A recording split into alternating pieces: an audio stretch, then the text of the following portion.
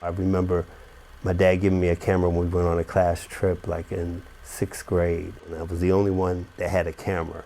And so I was like taking pictures of all my classmates, of all the things that we saw, you know, because my dad was a big photographer. He took pictures of everything, and he always kind of put them in order. He always kind of like tell a story, like almost like a movie. And so I would do the same thing with my photographs. I really thought that is where my passion for filmmaking began.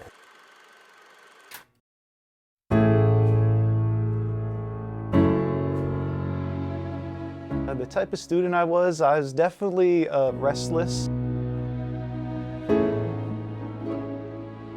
Was rebellious. A goody two-shoes. I was really still finding myself. I felt like I was behind the 8 ball a little bit.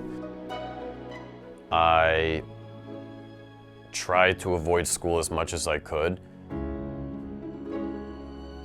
I just like arts. I did a lot of music and producing. Artistic. So I was a creative who didn't like following the rules. Number 2, don't be scared of words. I took my grades and academics like really seriously. I especially loved writing and things like that. I feel like my identity in high school was really formed around the fact that I was a kid always with a video camera. I was always shooting something. And honestly, if I look back, I think that at a certain point, I was really only going to high school to go to video aspects. So Aspects attracted a lot of people just because Aspects had such a diverse culture to it. This was everybody's hangout spot, safe zone, safe space, whatever you wanted to call it. Everybody wanted to be here. There was something really special about that room. I just felt like I really had the opportunity to just create in there. At that point, it just felt like there was just endless possibilities of what to do, and it just kind of bred creativity. I think that Aspects for a lot of kids was instantly home. It was where they could be themselves. It was where they could go and be encouraged to be themselves. It showed me a lot about myself, but it also showed me a lot about my potential. Aspects shaped me into an individual who knows exactly what he wants to do if he puts his mind to it. Part of my legacy is to make sure that the filmmakers that I groomed or I mentored that came under me, that they will take everything that I gave them, the encouragement, the support, that they will share that with other young filmmakers.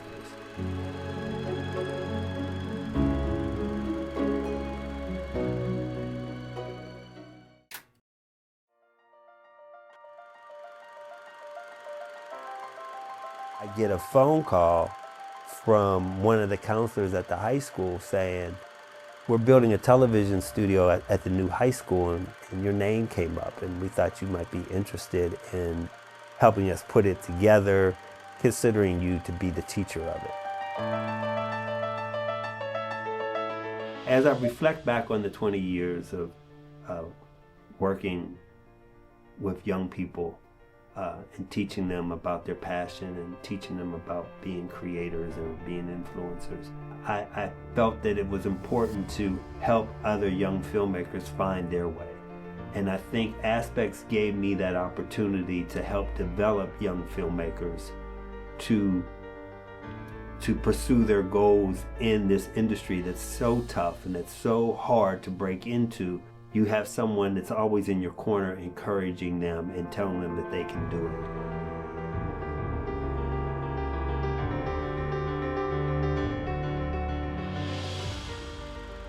So the original class for Aspects was very different compared to what it is now. There was no studio attached to it. It was all very minimal gear. We were started off with, I think, maybe 3 computers in comparison to by the time it got to the new high school, it was a whole room full. But when I walked into that studio, it just felt like home. Just seeing all the computers, seeing the cameras out, seeing the work from alumni that were on the walls. Yeah, it was just full of inspiration. There was a certain group of creators that came out, in the few years that I was there, that we banded together in a way that I feel I still talk to this day. Class of 2010 was one of, if not probably the most just talented classes that you could have been around, just from poetry, dancing, music, just everything across the board, and trying to find yourself within that and keep up with it could be a lot. What we were doing inside of the Want TV studio was far beyond its time. These creative careers weren't blossomed the way that they are right now. In fact, it's almost insane how much we were being trained and prepared for an industry that hadn't truly evolved yet. Part of teaching is building relationships with young people, right? Because when you can connect to a young person, then you can actually teach them.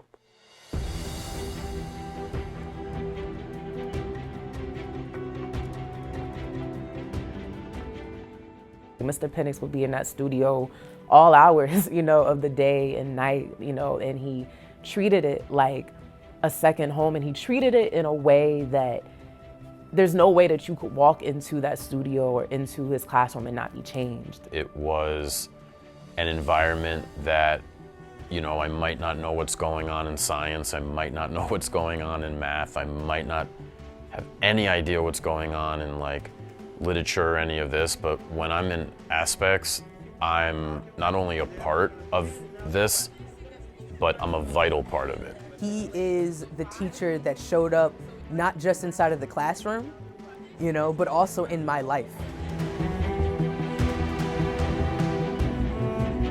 There were times where I needed help with things that were outside of the Want TV studio, and I know that I could call him to assist with any project that I was working on. He really poured his life into the program and poured his life into each and every one of us. You can go and talk to Mr. Penix about anything. You can talk to him about what's going on with your little girlfriend, as he'll probably put it. You can talk to him about faith. You can talk to him about what's going on in some of your other classes. And the only thing that you can't talk to him about is something that you're going to want some BS about, because he's going to keep it 100 with you. He's going to tell you straight up what you may not even want to hear.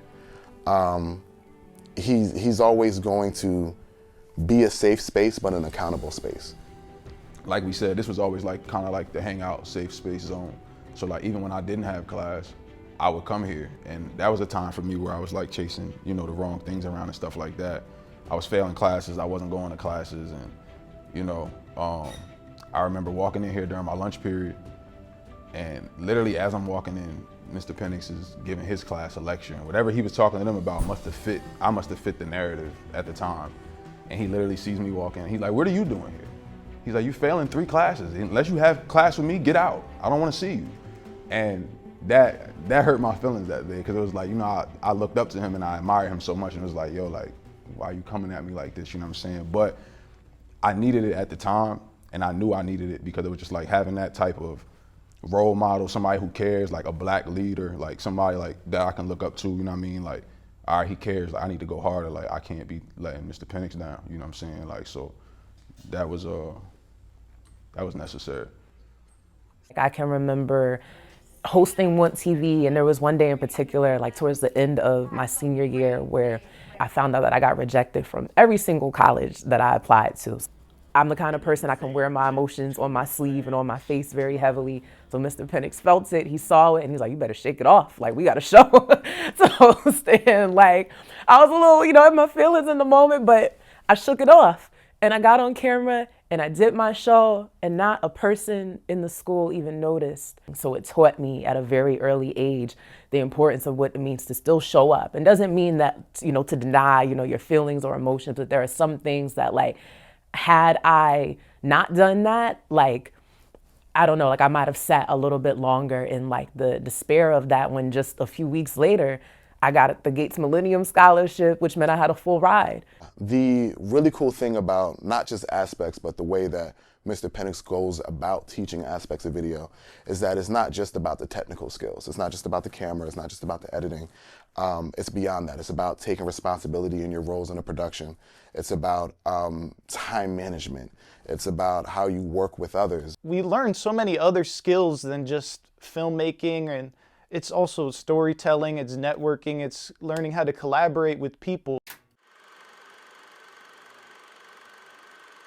I think introducing them to television in a completely different way, right? And then giving them the opportunity and the tools to produce their version of it really was a selling point for the students. So that first year of teaching, I was really like a deer in headlights. I'm like, I never really taught formally with lesson plans and all that, but I was like, I'm just going to teach what I know.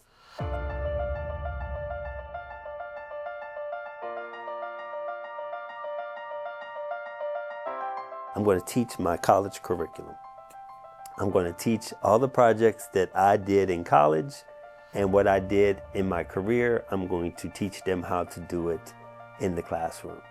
We didn't have a studio. We just had 3 cameras.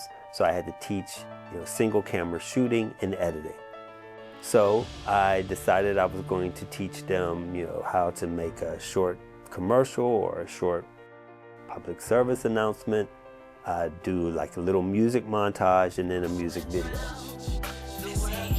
Walking through this world feeling lower than the ground, cause everybody watches but they never make a sound. Discrimination by the residents that's in my town, struggling with English and they laughing cause of how I sound. I'm just trying so hard to fit in these classes that I sit in. Why those 4 projects is because when I worked at Rutgers, I did nothing but PSAs and promotional spots all the time. When I worked at Warner Cable, I did nothing but little music montages, as they call today, sizzle reels that we see on Instagram. And then, of course, music videos was the in thing. MTV just came out. It was just, booming. And so, it was at the top of its game and everybody wanted to be in a music video. I remember 2 projects that first year really sticking out to me. I worked on a music video, and I think looking at where my career is at now and how I produce music videos currently, I totally see the arc having gone from this original project and how I was being creative with my angles and just being like super avant-garde with the shots that I was getting, and I was trying to do costume design and use props and all this stuff. And it really is interesting to look back on and compare it to my recent work, because it's like a lot of those ideas that I started to kind of cultivate really started in this first year of this classroom.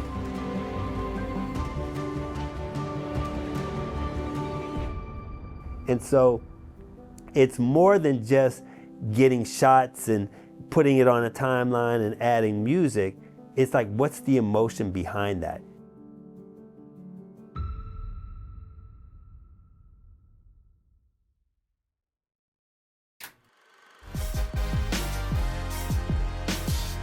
The way the whole world is anyway, this is how perception is, and this is how you spread your message or get it out there. You gotta just understand how to take the ideas out of your head and show them to people. By the time we got to Aspects 2, it really meant that you were kind of like interested in the program, that you wanted to explore it a little bit deeper, and that's where my Rutgers career kicked in. All the projects became more Rutgers based, right? I had that documentary filmmaking background experience, doing features, dealing with heavy content. And so Aspects 2 dealt with the content of filmmaking. What is your message? Ladies and gentlemen, let's hear it for New York. Times Square can be our nightlight. Illuminate the city of dreams with billboards ignited by fluorescent bulbs drilling pictorial chords into our eyes. Nikes reeking of callous feet tap dance on sheets of beaten streets. I love New York. One of the things that Mr. Penix always stressed was, what's the story? You know, like, what's the story? Like, what does it mean? What's the meaning? And I've carried that with everything that I do artistically. Like, I try not to just do nothing for nothing. It's like, now I know what my purpose is every time I pick a camera up. Like, so it's helped me kind of know what work I want to do and what I don't want to do. I realized that every video that I made, it had a purpose behind it. There was no really like, letting back. There could always be a deeper message behind it.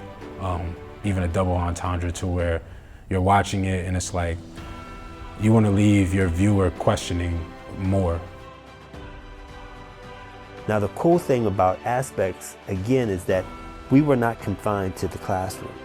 So I was like, you could take the camera and you can explore outside the classroom, outside the building, you could take it home. And what it does is it gives the filmmaker a chance to explore his vision even broader, because now it's not in these four corners of the studio.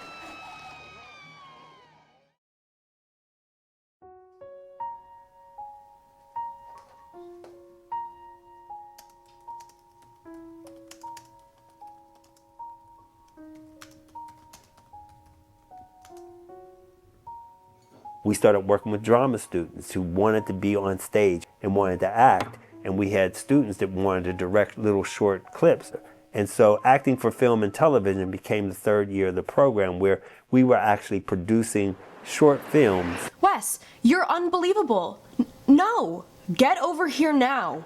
And I think a lot of them students, that's where they kind of really could see that, yo, I could do this for a living. I could really start making short films because I'm making one right here in high school. You must have saw something special in you. We were producers, we were directors, we were treated like that was like our job, like we were actually operating in a studio. And that came with its own set of responsibilities, that came with ownership. And we really developed, not just as media creatives and not just as professionals, but we developed as just men and women in that classroom. So we're coming in here to work, and this is what work would look like if you were working on an actual video project. Welcome to Working Solutions. I'm Reggie. I always wanted to work for a TV studio. I always wanted to direct, and that's what I did at Rutgers as well. I directed, public affair talk shows. I directed game shows and stuff like that. And so we had 3 cameras, and we were always switching. So we thought it would be time to kind of introduce that into the curriculum as well.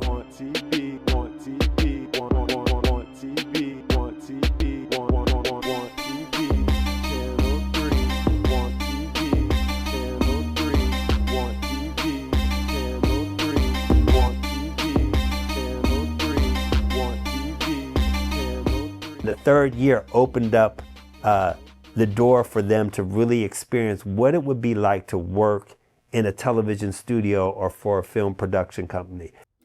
Action.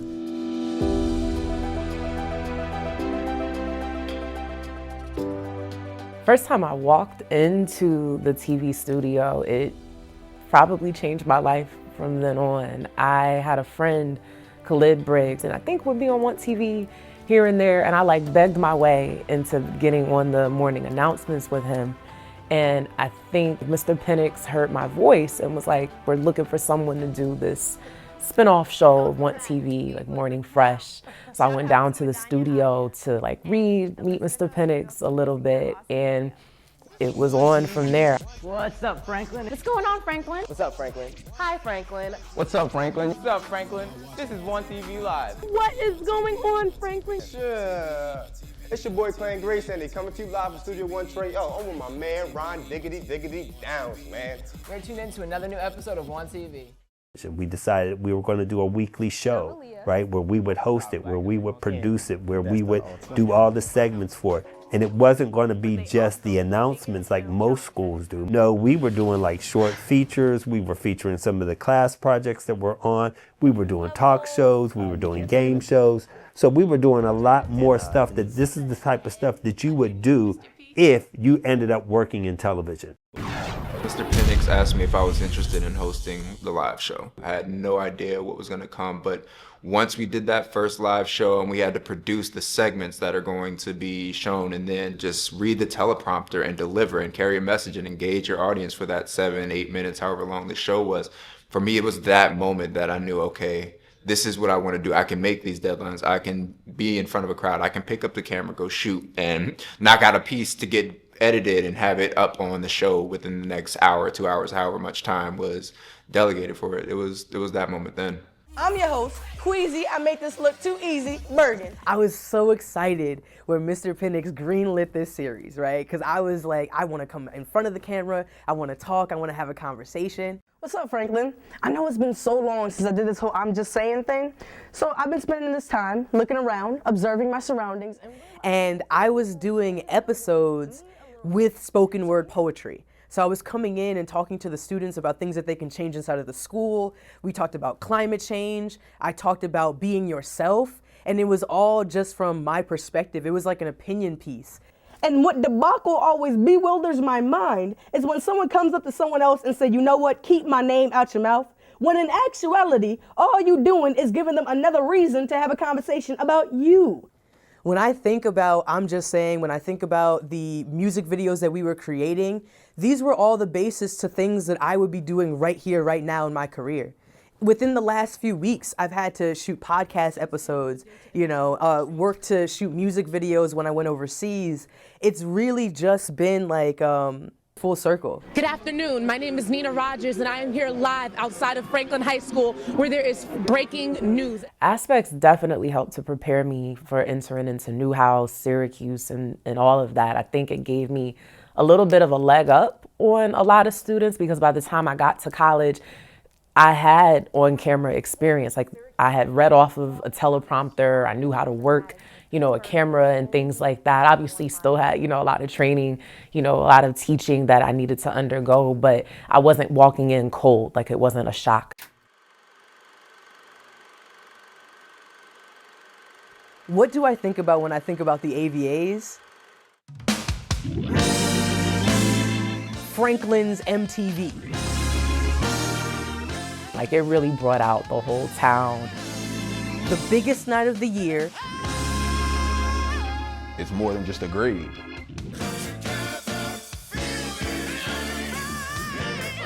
It became not just tradition, but just competition.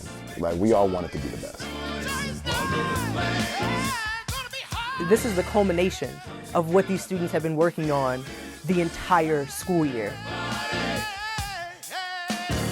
I don't know, it's just fun. It was like our own cool little world that we created. Whether you're up there dancing, receiving awards, being an AVA girl. I was nominated multiple times. I won, I think I have like 3 AVAs. I think the AVAs is as quiet as kept is a life-changing moment for a lot of people.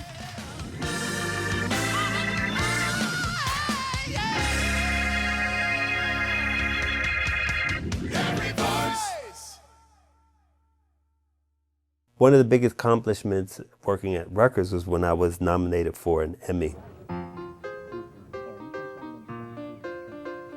It was a show called Seeds of a New City, and I served as the videographer and editor for the project. And it was about urban gardening in the city of Newark and how they took these abandoned lots and turned them into these like gorgeous gardens.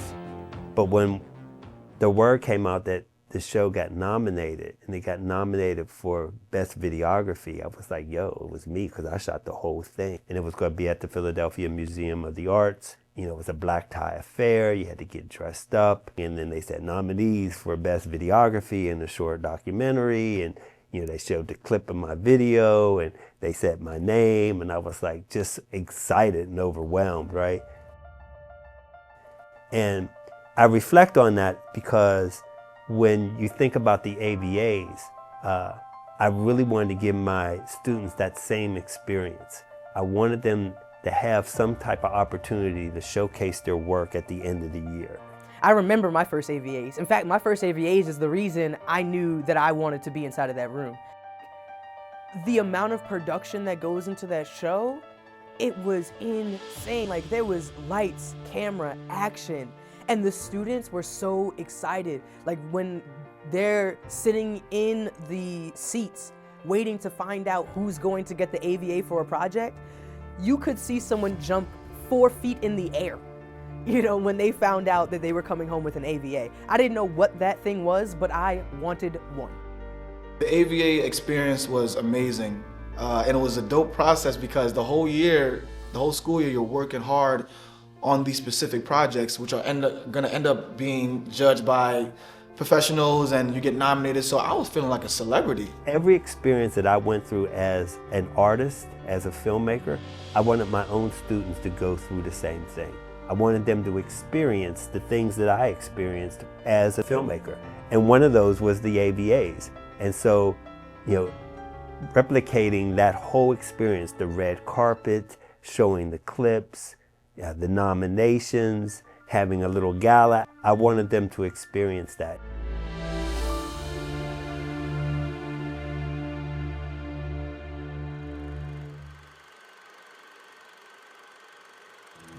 Life after Aspects has been interesting. I went to Syracuse for undergrad, where I studied broadcast and digital journalism. I wrote for the newspaper out there. I was an op-ed columnist. I did a lot of live journalism events, interviewing celebrities that would come to campus, like Taraji P. Henson, Mara Brock Akil was another one, Wade Davis as well.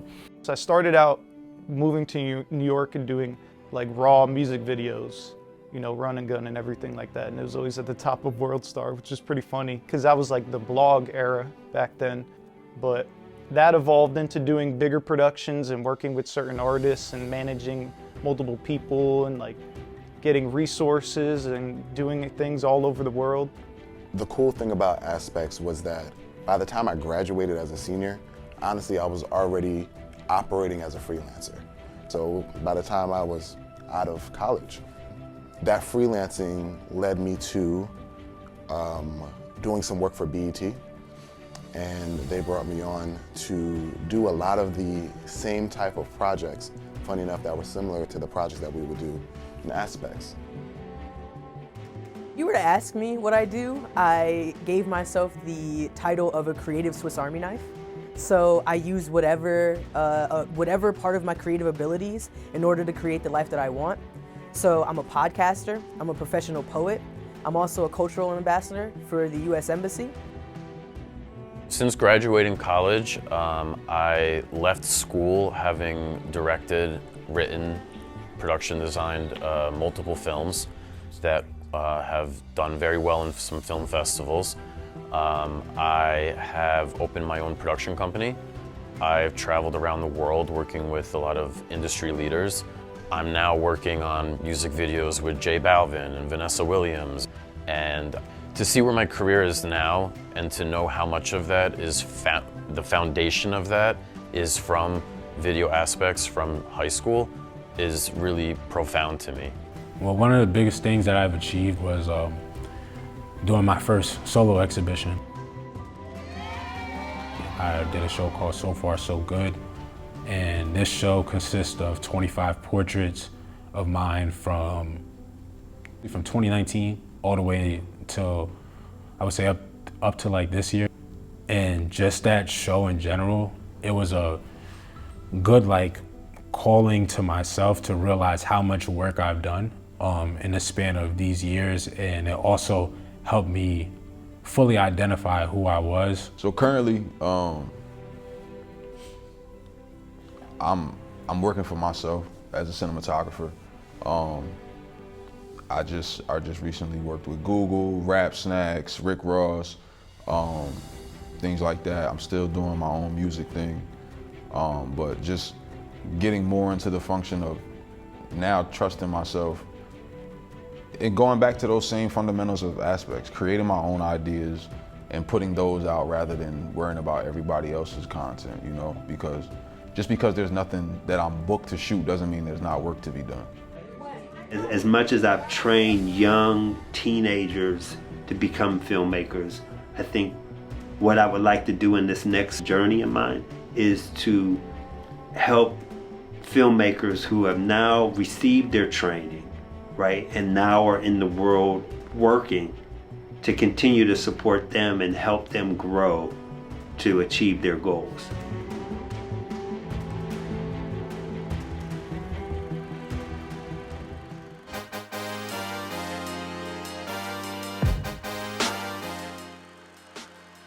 It's hard to answer what the legacy of Aspects is, just because Aspects isn't over.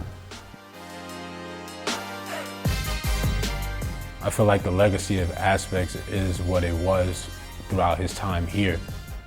Just because we've lived through him as much as he's lived through us, and the opportunities that he's provided us and then the opportunities that we've provided him are just like timeless moments that I think, you know, we both can never forget. Once you graduate from Franklin, it's kind of becomes this like community almost that just kind of continues, and like, you know, it could be 10 years from now and if I meet someone and I'm like, oh, did you take Aspects? Like, you're gonna instantly kind of have a connection with them. And it's funny too, when you go to a fellow Aspects alum for advice, you kind of hear Mr. Penix through them, and you kind of, you know, it's like it's comforting, you know. So that's another thing that's interesting about it. Like, you can see how Mr. Penix's legacy kind of extends through this network of students. That's kind of what we learned in Aspects too, is, you know, helping each other and lifting each other up and just sharing knowledge, whether you might know something I don't know or you might not know people I don't know. That's how you all come up together. Got to fill in the gaps. Mr. Penix definitely shaped a lot of us, and that's why a lot of people come back today, like year after year after year after year, just because they remember how they felt and remember what they learned and what they took from Mr. Penix, what helped change their life in the future, you know. So definitely big shout out to Mr. Penix. He definitely was a crucial part, you know, in the person and the artist I am today. Mr. Penix and the program has put a touch on my life because, again, it probably saved my life in a sense.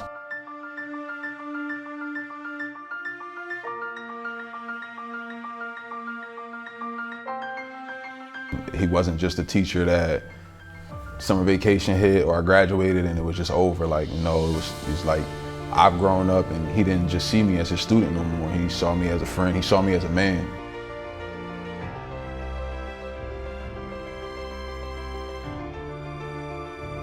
And he saw me as a creative.